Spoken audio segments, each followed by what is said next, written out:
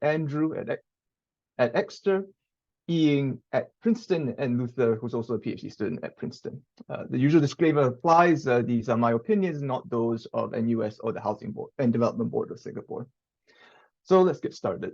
Housing is growing more and more unaffordable in many metropolitan areas worldwide.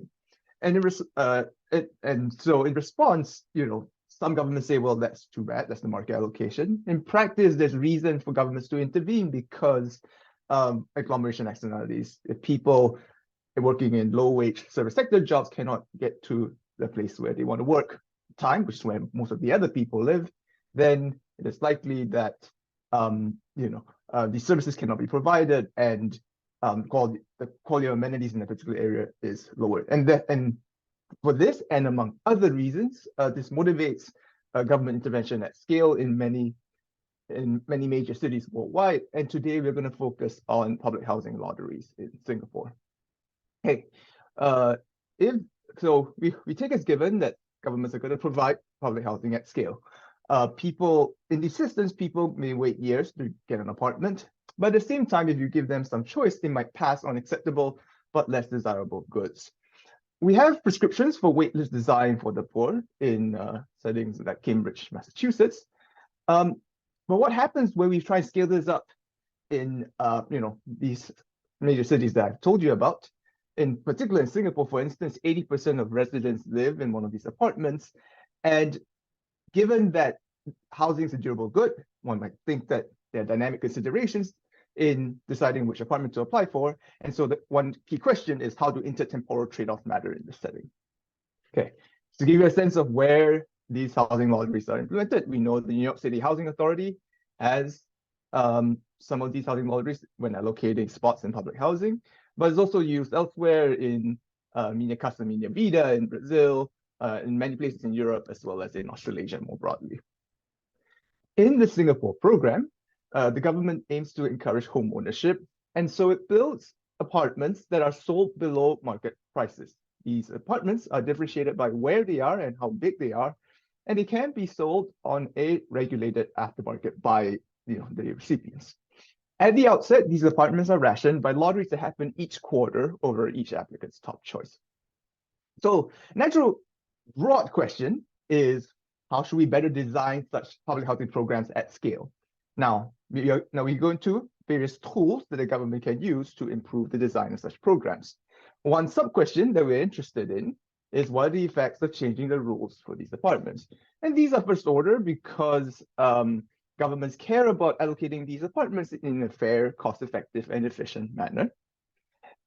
Under the current design of this program, each household may enter into at most one lottery in each period and must accept the apartment if they win, which incentivizes them to strategically delay their applications in favor of apartments they really, really like, which leaves some other apartments empty that they would have found acceptable, but they do not like as much. We are going to consider an alternative mechanism that does not have this property. Now, when you're thinking about changing the rules, it might be that you have a fixed number of houses and you're shuffling people within houses. But you can also expand the supply of houses, and so we're going to consider the effects of building slightly more apartments. So these are the two main levers, changing the rules and increasing supply, that we're going to consider in this iteration of the paper. And we are working on trying to figure out how these levers compare to the planner solution, as well as allocating all these apartments by price. And I'll be specific on these near the end of the presentation. Currently, we are going to examine the impacts of these interventions on vacancy rates, wait times, and prices on the aftermarket. Vacancies are expensive. Vacant apartments are expensive for the government to hold and reallocate. And longer wait times means delayed family formation and a lot of other negative impacts on the young household or the public housing applicant.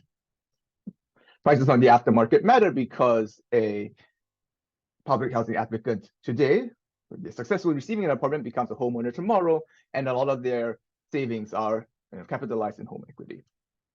Okay, and in progress, we are going to look at other measures like welfare, affordability, and sorting. And I'll tell you how we get at that in just a second. Okay, so look, what we're going to do, I'm going to tell you a bit more about the setting and provide some descriptive analysis. Then I will provide a theoretical example to illustrate a source of inefficiency that's intertemporal in nature. Motivated by this source of inefficiency, we build a dynamic choice model over lotteries for new apartments that we are going to take to novel data from the Singaporean mechanism. Currently, we see in this iteration of the paper, we use data on every new complex, the aggregate number of applications to each new complex, as well as all transactions that were made on the aftermarket. And we recently have access, just got access through a RA at the Housing Development Board to applicant microdata. And I can't tell you very much about that today because of data use restrictions, but through the model I'm going to show you, you can imagine how this microdata would be useful. Once using these data, we're going to recover preferences for the applicants as well as the people who already are in these apartments. And again, using the structure of the model, it turns out that techniques from industrial organization, namely Euler's CCP methods, just drastically simplify estimation. The key challenge, nonetheless, is that if the planner were to change the rules, household supply to different things, and prices on the aftermarket will change to equilibrate demand and supply in that part of the market. And the solution here is that we have various instruments at our disposal, and I will tell you a bit more about them when we reach estimation. And finally, once we recover preferences, we can evaluate a whole host of counterfactuals, which include comparing changing the rules against increasing supply. And of course, figuring out welfare implications and other mechanisms in future work. So the two results I have today is that you think that building more housing could, in theory, solve all your problems, but in terms of the system, it doesn't quite work. So we are going to consider building 10% more apartments in oversubscribed developments. It turns out that this may not alleviate congestion. Some agents wait longer and vacancies go up. Prices on the aftermarket hardly change. The demand response eclipses the supply increase. The reason is that agents hold out for developments that are popular. And it turns out that building more apartments may incentivize agents to wait more or to opt to apply for these competitive developments, which then worsens the vacancy problem. So fine, this motivates the need to look at the rules. And it turns out that a better design of the rules can complement increasing supply. So what we're going to consider is a mechanism that allows applicants to express preferences over developments arriving in the future. It turns out that this is useful in cutting wait times by a little bit and slashing vacancies by quite a bit, from 12 percentage points to 7 percentage points in the first instance. However, there's a cost in the short run. And the cost in the short run is that it raises prices on the aftermarket. And this reason is because if people fail to get competitive development, they might choose to exit early, and early exiters are going to raise prices in the short run. Okay, and so fine. What should we do to mediate the price increase on the aftermarket? Well, now if we combine the rules with changing these rules with increasing the supply, we can keep wait times low and we can relieve the upward pricing pressure on the aftermarket. Okay, so changing the rules complements increasing supply. Okay, let me tell you a bit about how this paper fits into the literature. First, we speak to a large literature in dynamic assignment mechanisms, some of which, like Dan Walding's job market paper and this paper by Neil Thakral, focus on public housing.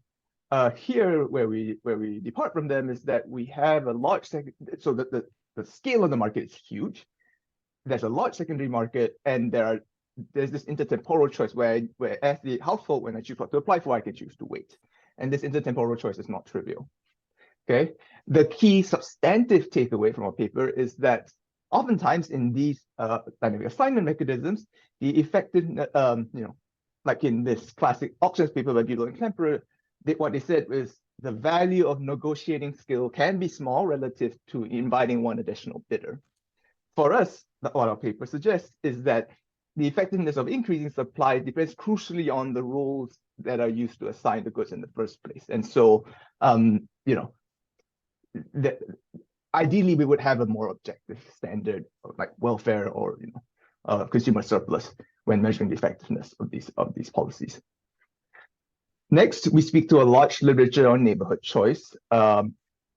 This paper by Xiao Zhou from Maryland uses the methodology in the earlier version of this paper, and there are many other job market candidates that are focusing on various interventions in housing markets nowadays. Relative to them, what we consider is a centralized mechanism used to allocate public housing at scale, and naturally we have this dynamic aspect as well. And lastly, we build on this literature in dynamic demand estimation. The key paper to compare us to is this paper on equilibrium trade in automobiles by Ken Gillingham, John Rust, and co-authors, where for them, both the primary and secondary market for cars and durable goods, will clear by prices, whereas for us, our primary market clears by lottery and wait times. And where they use a full solution likelihood method, we use finite dependence to simplify the estimation of this problem. Okay, any questions before I continue?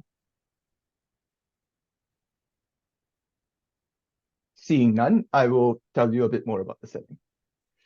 The housing stock in Singapore is made up of roughly two pieces. One is a large stock of government apartments comprising 80% of the housing stock, and 20% comprising private apartments, of which the apartments allocated at BTO form a small inflow each period. This half of the market we do not model, and the reason is because they speak to two different consumer demographics. These guys on the left side cost about 300,000 US each, and the ones on the right cost upwards of a million US, perhaps more. 80% of Singaporean households live in government apartments. As of 2021, there were 1.1 million apartments in the housing stock with an estimated value of about 350 billion US dollars. The mechanism we're going to study is the build-to-order mechanism used to allocate new government apartments from 2001 to today. About 5 billion US dollars of apartments are allocated each year by the Housing and Development Board.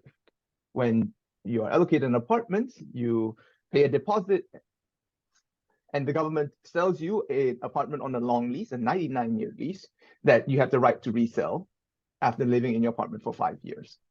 Okay. The government's objective is to provide an affordable, quality public housing option. After scouring a bunch of parliamentary reports and news releases by the agency, I surmise that the main goal of the government is to encourage homeownership because it believes that the family is the basic building block of society, and by subsidizing homeownership, it can provide people an incentive to start a family as well as to invest in their neighborhood and community. Now, when they mean affordable, their preferred target seems to be the median apartment costs less than 4 times the median applicant's yearly income. At the same time, the goal is to minimize the number of vacancies in the apartment supply because a vacant apartment is expensive to hold and reallocate. And there are a bunch of other objectives as well, lumped into the scheme. Okay, applicants typically apply for the mechanism as a family unit. One person must be a citizen and the other at least a permanent resident. Both people must be aged 21 years and above, and neither person must own real estate in Singapore nor overseas. As for income, new applicants are typically below the 60th percentile of income, and they must be below 60% of incomes to apply for a new apartment. There's a complex system of priorities, and we're going to focus on first-timers because 95% of apartments in desirable neighborhoods are reserved for them. Okay, so in the early version of the paper, our unit of analysis is the housing development, so a location apartment size pair. And there are broadly 3 different types of apartments that we will consider. The numbers look big, but you can think of them as various flavors of 2- and 3-bedroom apartments. There are studio apartments, but they're usually reserved for the elderly and for singles, which are not the focus of our analysis. Okay, one difficult question is, okay, these apartments don't come for free. In fact, you have to pay the government something. How does the government price these apartments? So I've tried asking them, and this is, and they have referred me to this infographic, which I showed you. New apartments are priced with affordability in mind. They apparently do not apply a profit margin on costs.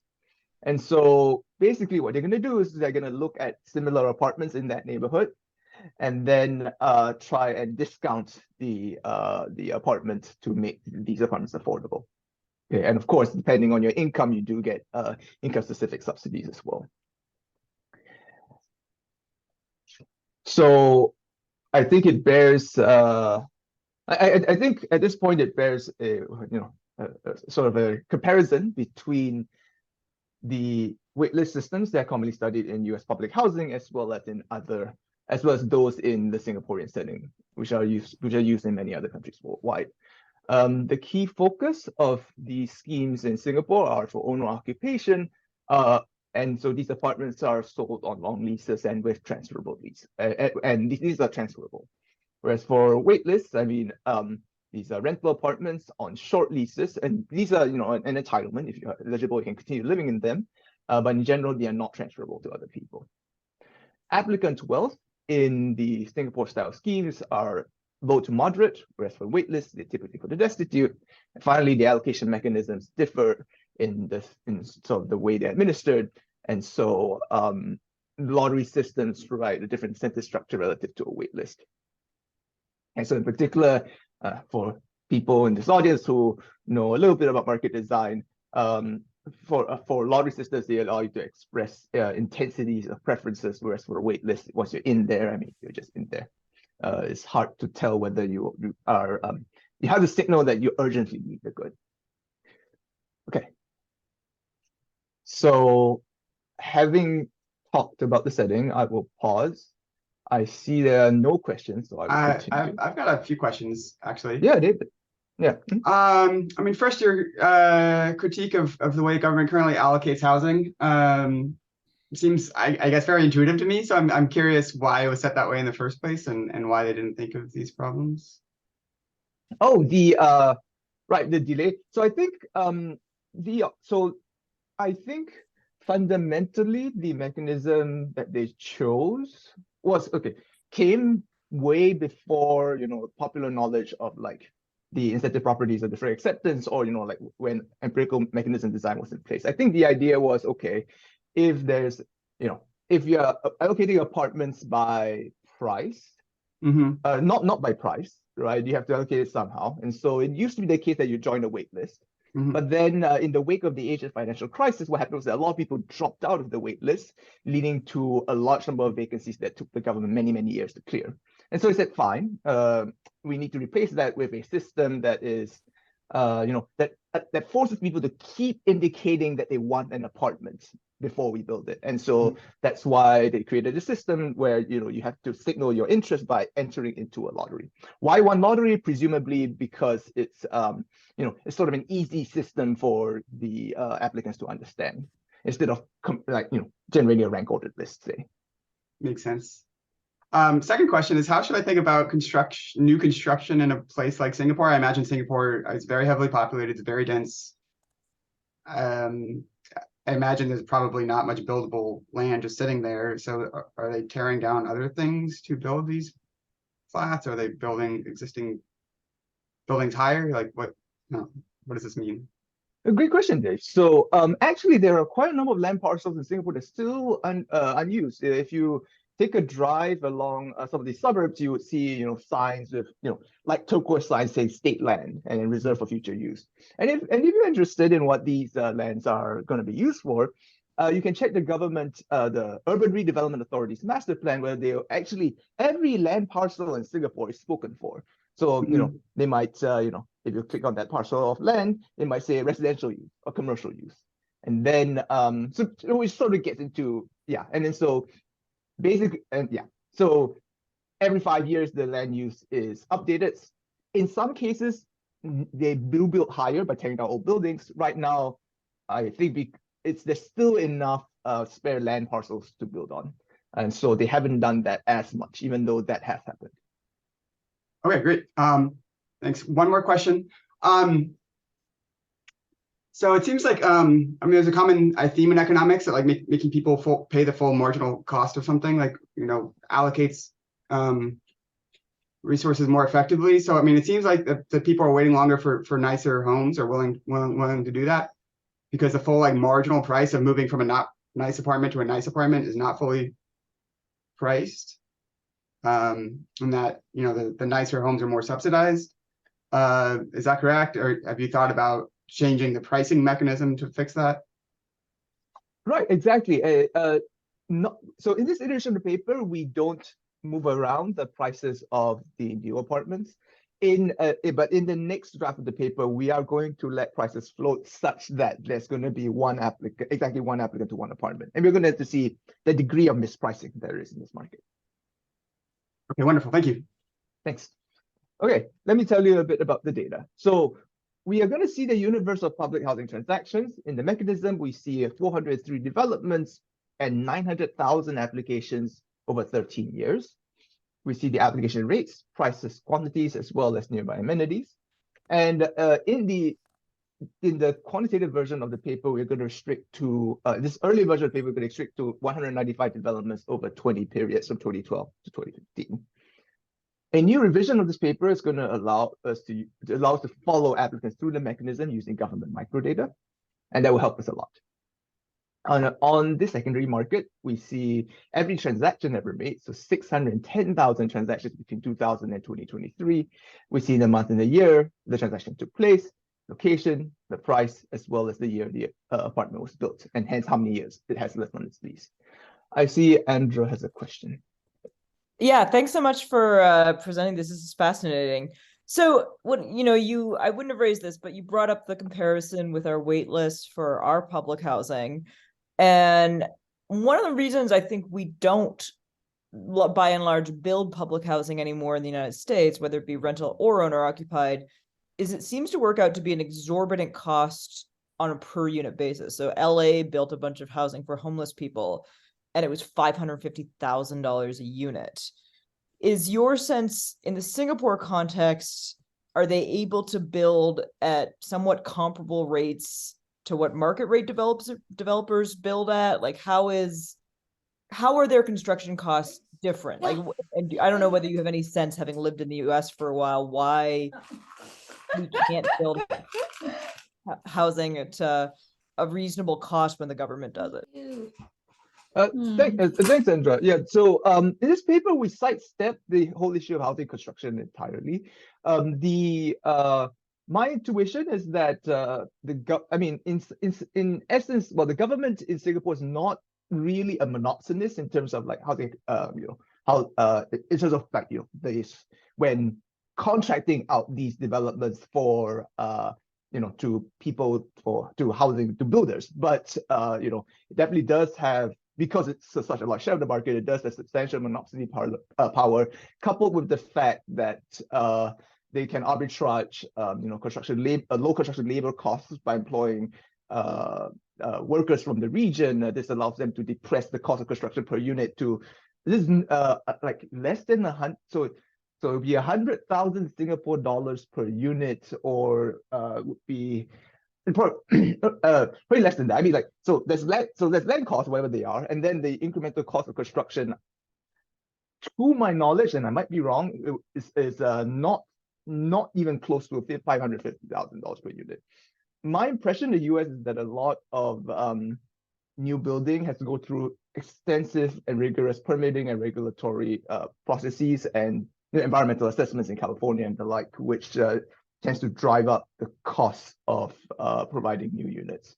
Yeah, and so this is a very interesting question, and I think more people should study it. Evan Soltis has a little bit of that in terms of subsidizing subsidizing building in the US. But I agree that a deeper comparison should be studied, and I think just off the cuff, I think monopsony power and labor costs have to do with a lot of it. Thank you. Yep. Okay. Right. Looks like there's another hand up, Andrew.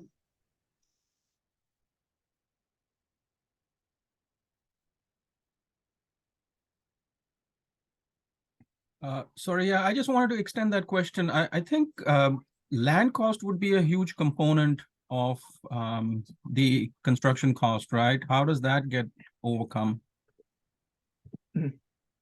Right. So thanks, Anurag. So the land in Singapore is owned by the government, and so in practice, when the Housing Development Board takes over the land, it pays the Singapore Land Authority, which is the ultimate owner of the land in Singapore, an amount that whatever value the land is assessed then. And so that and so on paper, the housing board incurs large losses every year, and I think a lot of it must be due to the value of the land. Yeah.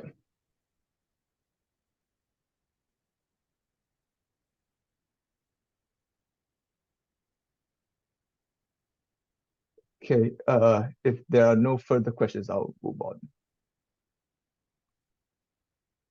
Okay.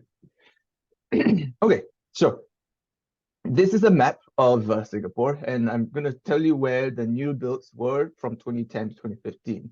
So the downtown is in the south-southeast here, and you can see that the developments generally are where the downtown is not, but they're not uniformly all out in the suburbs, although there's a large concentration out in the suburbs. There's some built on land parcels that are close to downtown, and so we have rich spatial variation in where these developments are built. Now, within each development, the apartments are pretty homogeneous. Naturally, of course, there's some that are higher and some that are lower. So there's some variation on that front. And then there's some that might, have, be facing the sun in the morning or the evening, and that also affects the valuation. But beyond that, the apartments you can think of as having standard fittings and so on. In terms of oversubscription, so red is the number of applications made, blue the quantity of apartments released. In each cycle, going from left to right is in time. And so what you can see, what you take away from this graph is that the red line is generally higher than the blue line, which means there is excess demand for these apartments, which is unsurprising given the price discount.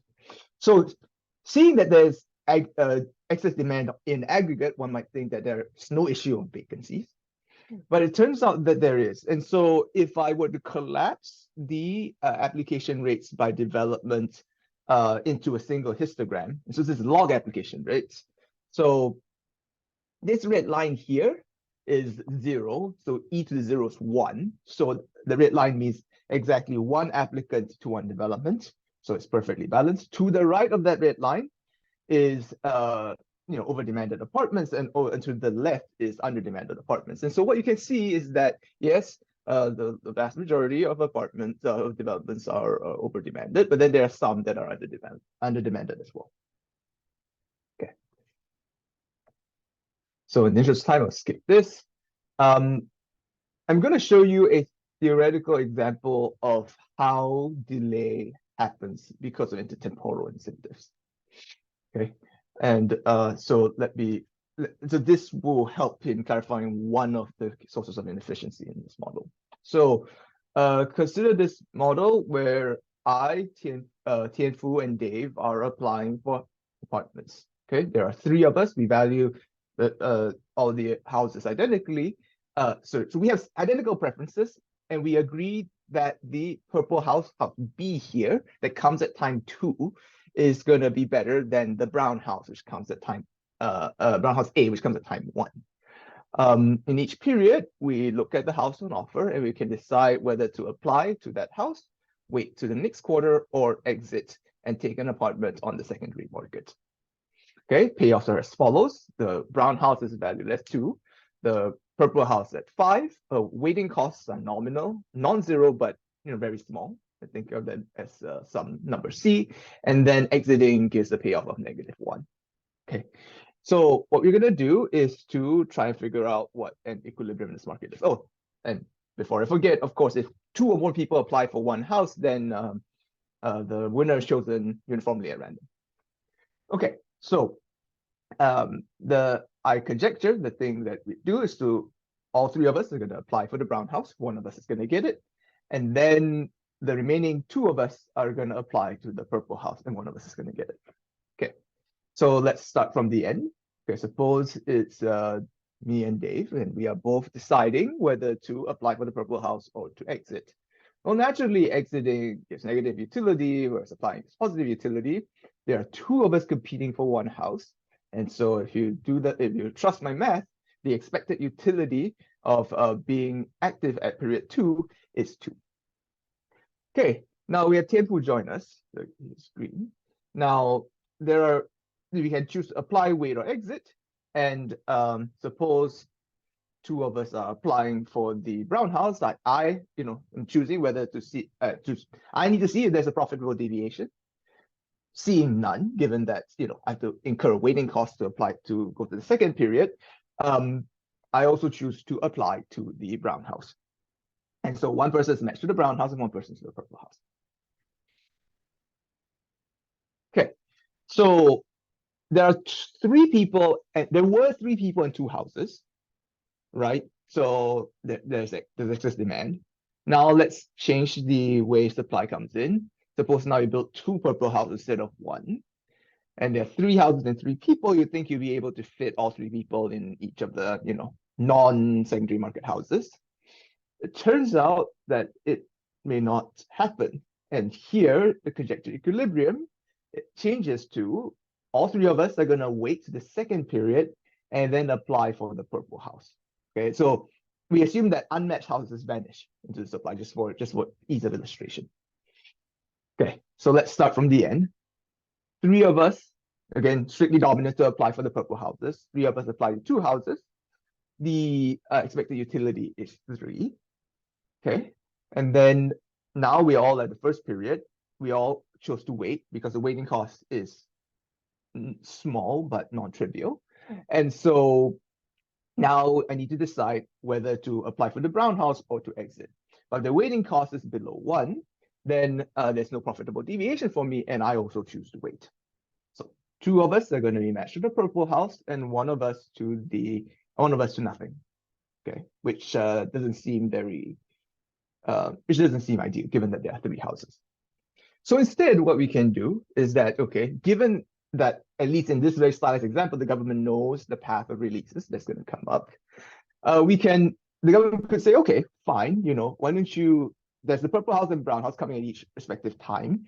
You rank the three of them, and we are going to draw lottery numbers for each person, and then in lottery number order, we're going to fulfill, you're going to assign to you the highest ranking house that still has vacancies. Okay, all three of us have the same preferences. So we truthfully say that we like the purple house better than the brown house, better than being unmatched, basically. And then so the government can assign us to the purple and the brown houses respectively. So all three of us get our houses. Okay, so this is where this is basically the paper. In practice, of course, people have heterogeneous preferences over developments. There are more than one house available each period, and the value of exiting is different from time to time, depending on the price of the aftermarket, right? And so we need a model that can capture these features and to verify that, basically this is the story that takes place. Okay. And so we would then need a model of the public housing market. We have 24 minutes, so I will be quite somewhat quick on this. Okay, so this is a dynamic equilibrium model of housing choice. New developments are assumed to arrive exogenously. So we need to say what happens to people who currently own apartments. So we assume that they have infinite horizons and they have perfect foresight at least through 2023. They look at the price that their apartment is going to go for, and they're going to decide whether to sell off their apartment or to continue living in it. They sell it off, they exit, otherwise they continue to the next quarter where they make the decision again. The key trade-off is they can sell at whatever price it is today, and if the price is higher tomorrow, they would have to trade off selling today versus selling tomorrow. That's basically it. Okay. As for applicants to the mechanism, they have infinite horizon and they have perfect foresight. They differ based on their income, applicant age, and family structure. And there are ways to extend this model to accommodate for persistent unobserved heterogeneity by household. Okay, given preferences, prices, and the odds of success over each development, they can choose to enter into a lottery at one such development. There exists a clearinghouse of apartments that remain unmatched when we need to allow people to apply to that, because that clearinghouse sometimes appears and sometimes does not. They can choose to wait to the next quarter, and waiting implies living with family. Or they can choose to exit, take an apartment on the secondary market. And so the trade-off here is that I can apply to an apartment that is easy to get but far away from stuff. I can apply for an apartment that's hard to get but it's close to the metro stop, for instance. I can choose to wait. If I don't like anything this quarter, I can choose to wait till the next quarter. And at any point, I can choose to exit to the secondary market as well. Markets are going to clear by lottery odds and wait times on the primary market and prices in the secondary market. So age and family structure matter because they influence waiting costs. Is that right? Anything else? Yeah, they influence waiting costs, and they might influence preferences over the size of the apartment you get, as well as the location, the neighborhood in which you live. Got it. Thank you. Yep. Okay. Cool. I'm going to skip the secondary market supply, and I'm going to go straight to demand because I think demand is the really novel part. Okay. So every period, there are certain number of agents of whatever type that become active in the mechanism. You think of the type as income, applicant, age, family structure, bin. We can specify the model backwards. Okay, I'm going to tell you what you're going to get when you have received an apartment of, in development J, and then we'll work back from there. Okay, so if you apply to and successfully receive development J, what are your terminal payoffs? Okay, I'm going to decompose. So if you're type omega, the decomposition is as follows. This is a lot of symbols. I'm going to tell it to you in plain English. Okay, you prefer a development that is closer to a metro stop. You dislike a more expensive development, more expensive apartment. You have beliefs over the evolution of living, of the value of living in the apartment far into the future. And following Mirzo Kalapsidi's job market paper, we are going to proxy for this value by the forward sale price of apartments in a similar location for the neighborhood and size. And then there are attributes about the apartment or the development that you like that the conversation does not see. Okay. If you apply to something on the clearinghouse, you dislike a higher mean price, and there's something about applying apartments in the clearinghouse that maybe you like, but the conversation does not see. In practice, in the current code that I'm using, we only have this term. If you exit to the secondary market, you dislike a higher mean price. And finally, if you remain unmatched, there is the flow utility that you enjoy waiting. It's non-parametric, right? And it differs by period. And then you continue to the next period discounted by delta. Okay. Next, so let's take a step back. And now you are, making the decision. You're trying to decide what to apply to. Okay. Do I apply to something, wait, or exit? Okay. If you apply to development J with probability Q sub T, you win the lottery and you get the apartment. The probability 1 minus Q sub T, you do not. You enjoy the flow utility of waiting, remaining negative, and then you continue to the next quarter. And then here, there's the idiosyncratic attractiveness of applying to option J. Okay, and we assume this is ID type 1 extreme value. Okay, similar structure for clearinghouse apartments because clearinghouse apartments are scarce. Okay, apartments on the secondary market, you can always take something there, right? And here's the epsilon. And finally, if you choose to wait, you enjoy the flow utility of rating for sure, and you continue to the next period for sure. And here's the epsilon. Okay, and so decision problem is you have to maximize your expected utility, depending on whether, and your choices are, do you enter the lottery at development D, apply to the clearinghouse, wait to the next quarter, or take an apartment on the secondary market. And so the logic structure of the errors allow us to write down the type-specific market shares in closed form, which is really nice. And so in equilibrium, conditional on prices and success probabilities, young households are going to do the optimal thing. Conditional on secondary market prices, owner-occupiers do the optimal thing. Conditional on applicant and owner-occupier behaviors, conditional on applicant behavior, success probabilities in the mechanism are consistent with what they did. And finally, conditional on both demand and supply, the sequence of secondary market prices is going to clear the market in each period. Can I ask a question? Yeah. I know you mentioned before that I think it was the median price of these private apartments is like $1.2 million, like completely unaffordable. What's like the fifth percentile? Are there like cheap private apartments that are like legitimate options for people, or are they all unaffordable? So private apartments, I mean, the cheapest is the cheap. You think of a studio as costing like 1 million, right? Which is about the price of the 99, basically 99.9 percentile of a secondary market apartments. So one might believe at the top end you are competing, right? But for the average person, especially the average young applicant to this mechanism, it's rather unaffordable. Yeah. Yeah, so I mean, you can extend the model to allow for this another option that is a private apartment. Yeah, I don't think this is relevant for most people in this mechanism. Okay. Okay, so estimation. We want to recover the preference parameters as well as the flow weight utilities as well as the price elasticity of supply, basically. Okay, and so on the supply side, I haven't shown you the model. It basically collapses to an IV fixed effects regression over each neighborhood apartment size pair. And the elasticity turns out to be 3.64, which is higher than new construction and housing unit provision, right? So it's harder to supply new houses and providing housing units, but lower than the mover elasticity of renters.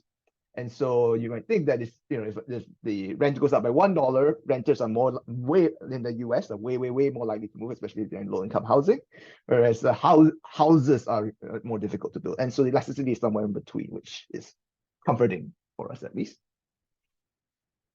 Okay, so the novel part here again is the demand estimation, and so we are going to do it step by step. It turns out that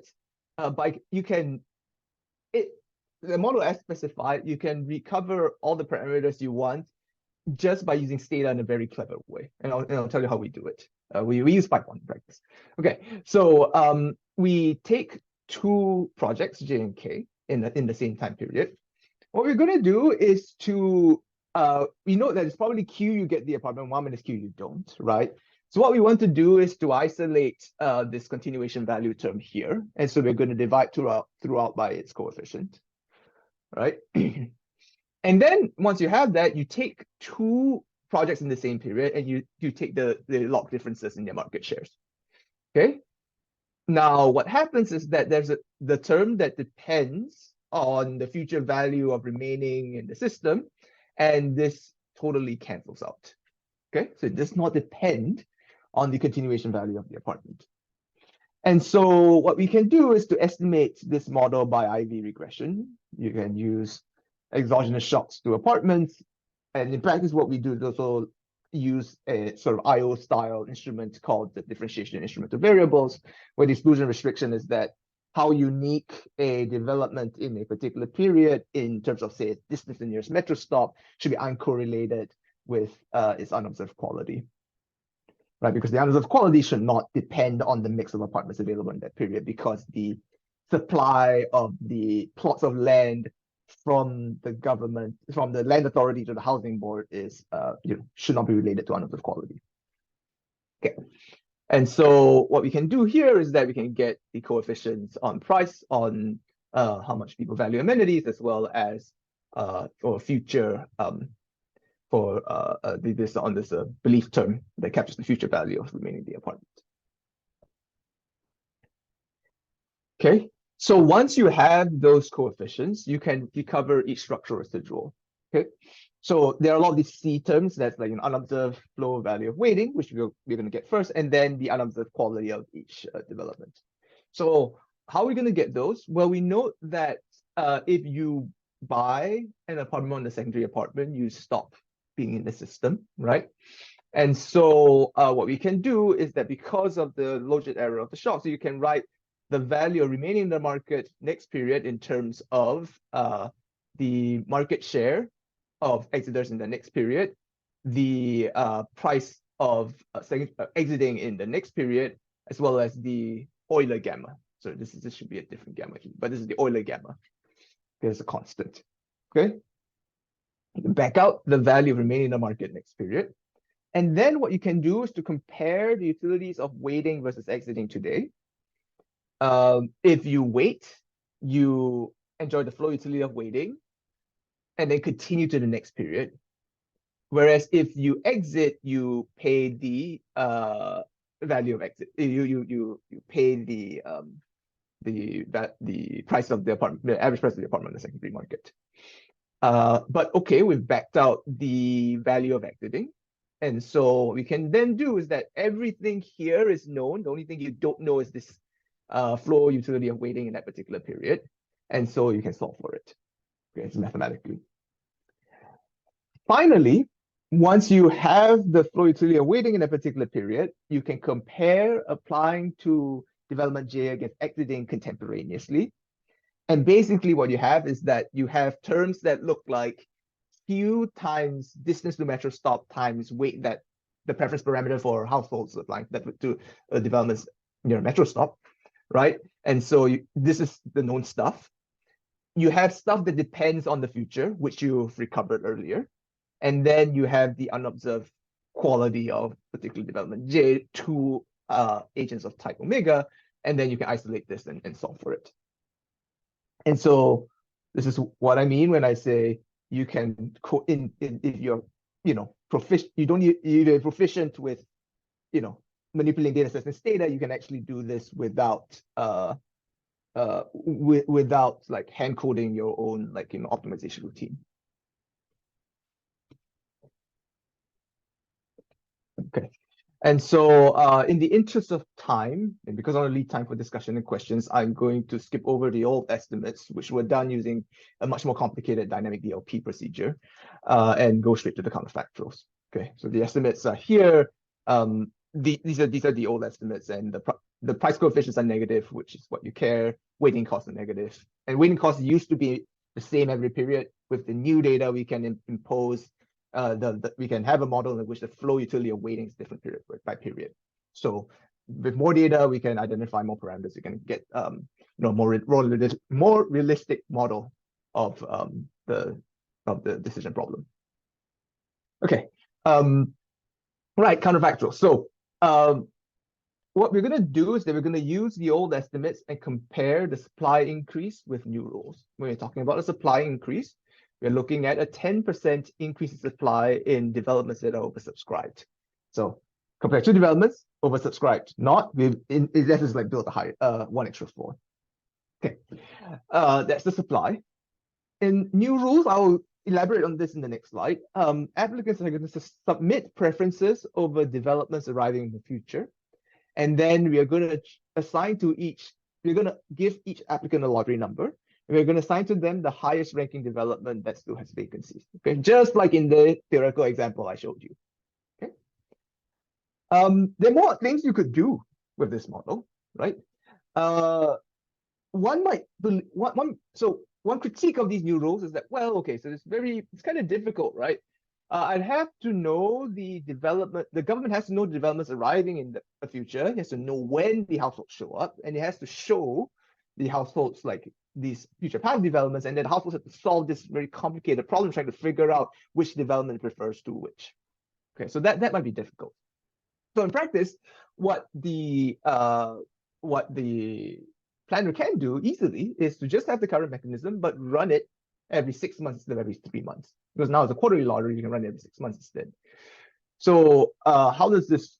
So this intervention has nice theoretical properties, as we show in a theoretical companion to this paper, in that the government can, if one were to assume that supply of new developments is endogenous, so basically the government has to choose the apartment mix optimally in response to earlier realizations of demand, it can get better. It can ensure that households are more truthful, basically, by running the mechanism a little less frequently, so 6 months, assuming that wait costs are not too high. So we want to evaluate this quantitatively for this scenario where the new developments are arriving exogenously.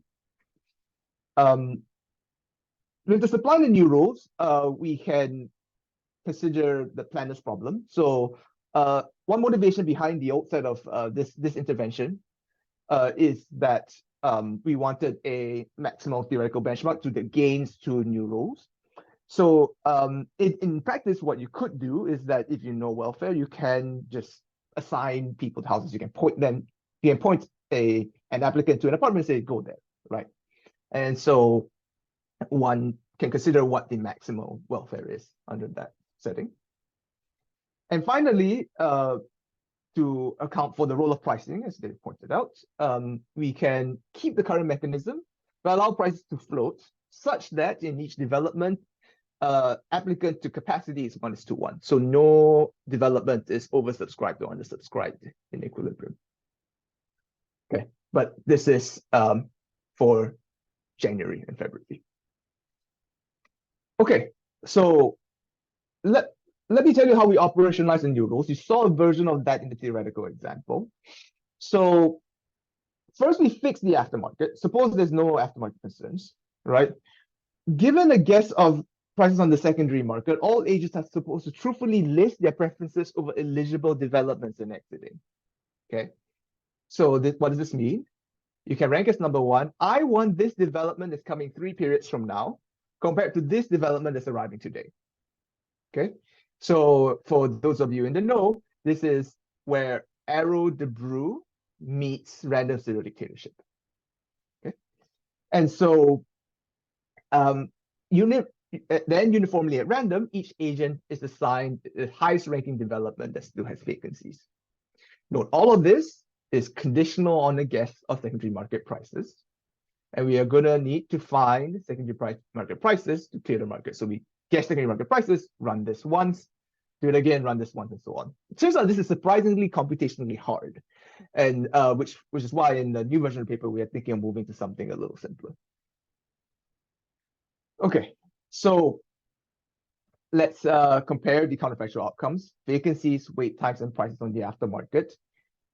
The first and the last quantities are read from the data. The wait times arise from the simulations. Okay, vacancies at baseline are 12%, which is moderate. Contrast with the mayor projects in Iran, where in the last 4 years of the scheme's operation, over 50% of the apartments went vacant. So 12% is not terrible. Prices on the aftermarket are 460,000 from 2012 to 2015. In that time period, the median household income was 100,000, which implies a price to income ratio of 4.6 to 1. And wait times, in the original paper, we had 2 types where they differ based on the price coefficient. For poor households, it's 18 months, and for the rich households, it's 10 months. I divided it into the top 80% and bottom 20%. Andrew, you had a question. Yeah.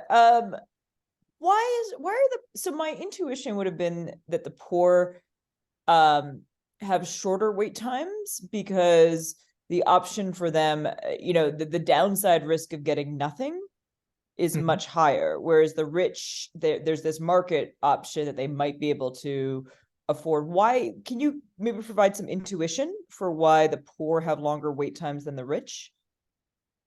I think a lot of the rich, one thing, so this model, the original version of the model did not have unequal outside options, and that's gonna matter. Why? Because one might think that if, say, you're a poor household, so take the extreme case, you're a poor household, you can't afford anything on the aftermarket, then you're just forced to wait. Now, naturally, you could, if your waiting costs are not too high, you can try for a few competitive things, and then, if those don't really work out, then you exit. In the original version of the paper, we had a big T, after which you were forced to exit. And so this big T came at about 10 periods or 10 quarters. And so as big T approached, these poor households would settle for safer and safer units. Whereas for the rich households, they can afford the stuff on the aftermarket, and so they try a few times, and they're like, okay, my time's valuable. I just fine, I'll just leave. So that's what's driving this behavior in the original model. In the new model, we have we have much larger heterogeneity in preferences, so we can sort of decompose this better. Does that answer your question? No, but you should keep going. I gotta jump off anyway. Thank you so much for this. So okay, all right, thanks. thanks. All right. Okay, so if you build 10% more apartments in oversubscribed developments, vacancies go up, wait times hardly change, and prices on the aftermarket hardly change. So the demand response eclipses the supply increase. Okay.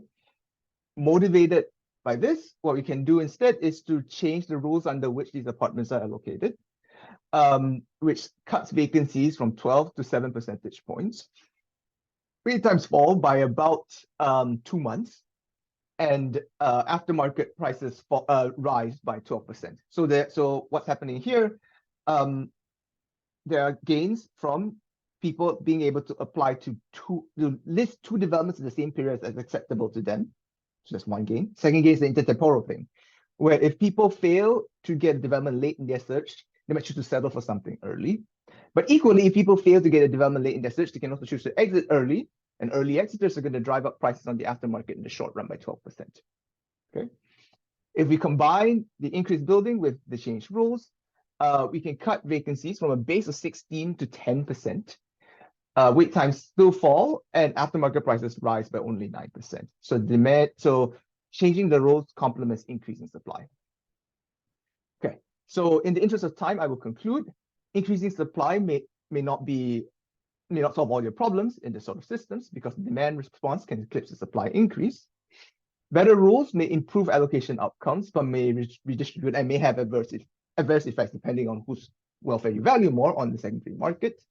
And changing the rules can complement increasing supply.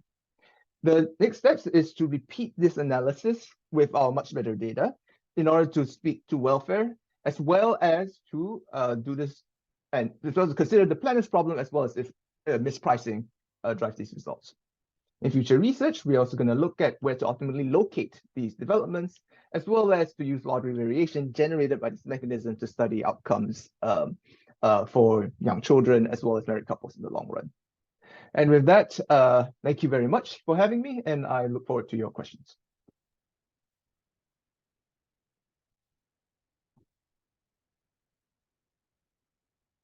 I guess I'll start warming things up. You mentioned at the very beginning that this program is income restricted. Is there any concern that by making this program more effective and therefore attractive, you might encourage people to reduce their income to qualify? Okay, that's a great question. So in okay, so there's a how would you think of reducing income? So they take one fewer shift, or yeah, exactly. Okay. So that might happen anecdotally. That's not so anecdotally. Okay. I that might be. I don't know. I'm not sure how I would study that, right? Because that would require so if there are shocks to we have shocks to the eligibility scheme in 2015 and 2019, right? And then so we can check the behavior of households right at the margin. The problem, of course, is that they can manipulate because these are unanticipated. They wouldn't if they apply in the cycle immediately after, they wouldn't probably think to manipulate their income, right? To get a feeling this is pretty difficult. I think the more the more natural thing for people to do is they would likely apply earlier in their lives. So maybe this sort of scheme would encourage them to settle down earlier, and yeah, where before the life cycle thing hits, and then their incomes rise above the cutoff. Again, I'm not sure that. So I checked if eligibility rates vary with the number of people participating in the mechanism vary with marriage rates and generosity of the subsidies. So I could not find anything. Yeah, if anyone can think of a convincing strategy to test this, I would be interested. Yeah. So there's the RD literature runs into this issue all the time, like they have to convince, you know, their readers that people aren't manipulating whatever the running variable is to like be on one side or the other of the cutoff. So there's tools there. I don't know how many other people will like ask you this question. I don't know how important it is. Like one very easy way to like think about it would just be to like plot the income distribution. And if there's just like not much mass around, you know, it's cutoff, that could be an indication it's not very important. Like if there, you know, is a bunch of mass immediately below the cutoff and like none right above it, that's actually a concern. That's telling you people are manipulating their income. So showing that it's smooth. Right. Yeah. I think we are censored, I think. Okay? Oh, I see. Yeah, we're censored Oh. because if mechanically, if you're above the cutoff, we don't see you because you never. Yeah. I mean, is it easy to obtain any kind of nationally representative income data in Singapore, like the distribution of income? Maybe it's not. Yeah, it's not, because here you would need it at, let me think. We have course bins, I think, at the national level. We have course bins, so we have a histogram. Okay. Yeah, I guess, yeah, okay.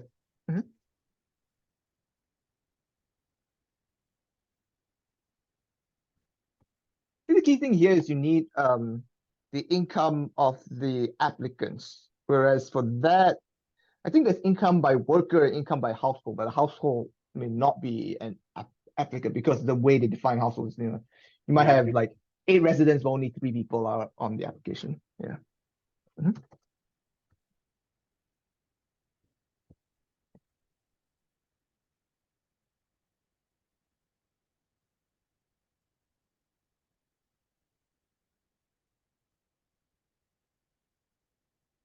Yeah, I guess I have one more question for you. Sure. That your algorithm to do all this, or at least the first part through Stata and very simple commands very quickly sounded very cool. Do you want to, can I give you a minute or two to like brag about that and tell us about other contexts in which that algorithm might be helpful? Sure, yeah. So I can go back sort of here. So I think the key, so this is a cool tool to you. I don't have it all in one slide, but this is a cool tool that called finite dependence, which allows it has been explored in IO quite a bit to study, for instance, among other things, bus engine replacement and you know, decisions of when to plant crops, decisions of when to especially if you harvest it every year, then you harvest it every year, then you know the crop, you know, the amount of seeds in the soil becomes 0, right? I think installation, optimal stopping problems, I think are a natural structure, are a natural place where you use this. So if you are a developer trying to decide what to do with unimproved land, but once you decide to build something, that stops, right? Because you might be trying to monitor the value of that land over time.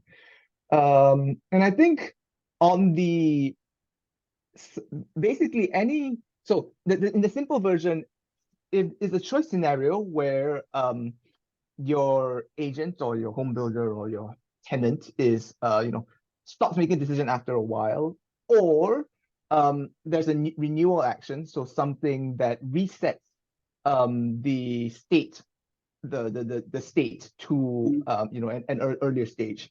Then you can use these methods to sort of cancel out the dependence on future values, which then allows you to essentially collapse, quote unquote, a difficult dynamic problem into a static one. And then once you have that, you can estimate the thing in Stata.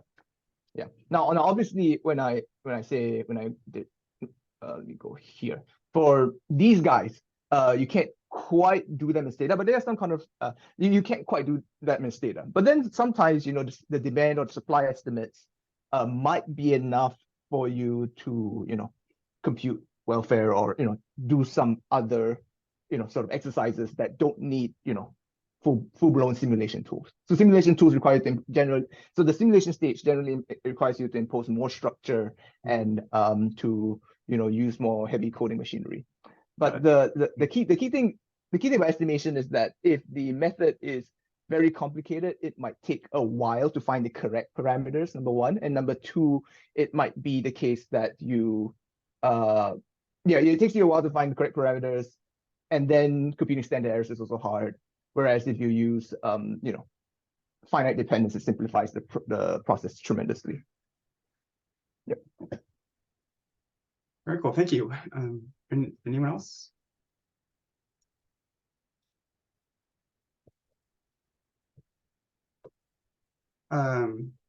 Alrighty. Oh, well, thank you very much, Kwok again, for really an excellent seminar. I learned a lot. I hope everyone can join again in 2 weeks for our next seminar, where Daeyoon Zhang will be presenting on how do labor shortages affect residential construction and housing affordability. Hope everyone has a wonderful Thanksgiving and look forward to seeing you all in 2 weeks. Thanks, everyone.